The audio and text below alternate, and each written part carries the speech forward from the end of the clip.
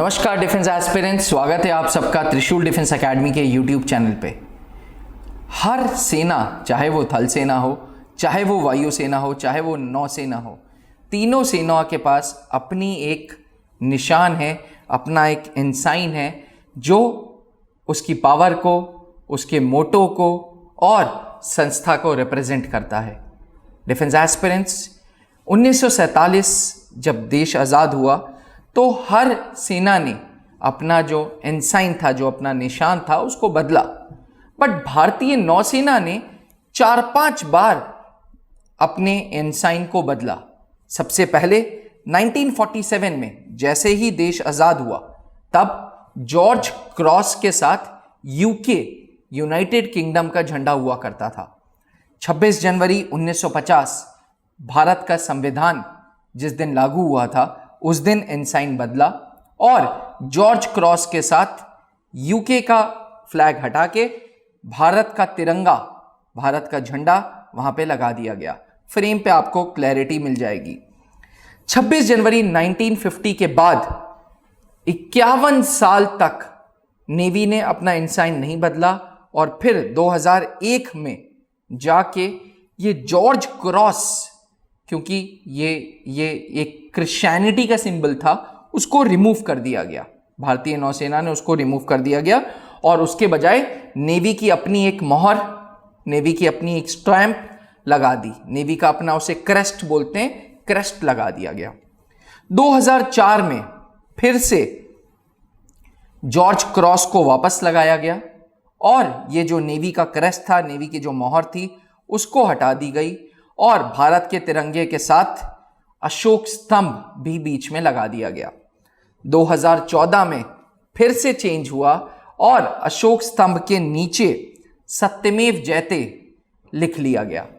Defence aspirants, अब एक बार और 2022 में भारत के प्रधानमंत्री श्री नरेंद्र मोदी कोच्चि में विक्रांत, जो भारत का अपना पहला एयरक्राफ्ट कैरियर है, उसके कमिश्निंग वाले दिन पे शुक्रवार को भारतीय नौसेना का इंसाइन फिर से बदलेंगे और इस बार फिर से जॉर्ज क्रॉस हटा दिया जाएगा।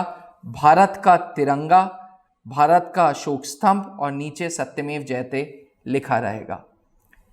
ये मैं आप लोगों की नॉलेज के लिए वीडियो बना रहा हूं, बिकॉज आप में से बहुत सारे ऐसे एस्पिरेंट्स हैं जो जल्द ही भारतीय नौसेना की एसएसबी इंटरव्यू देंगे, जो भारतीय नौसेना ज्वाइन करने के लिए इच्छुक हैं या जो फोर्सेस के बारे में जानना चाहते हैं, उनके लिए ये नॉलेज मस्ट है।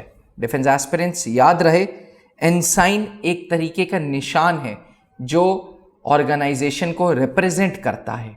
जैसे हम लोगो बोलते हैं, लोगों के साथ साथ एक निशान भी होता है, एक इंसाइन भी होता है, हर सेना के पास है। थल सेना, वायुसेना, नौसेना। जब कभी भी भारत की कोई मीटिंग होती है जहां पे थल सेना, वायुसेना, नौसेना के चीफ होते हैं, तो सबसे ऊपर भारत का तिरंगा रहता है और फिर उस तिरंगे के नीचे 3 अलग अलग पोल्स पे थल सेना, वायुसेना और नौसेना का भी झंडा रहता है, क्योंकि अल्टीमेटली हमारा देश ट्राई सर्विसेज के ऊपर है। हमारा संविधान ये कहता है कि सबसे ऊपर देश और देश के नीचे है थल सेना, वायुसेना और नौसेना।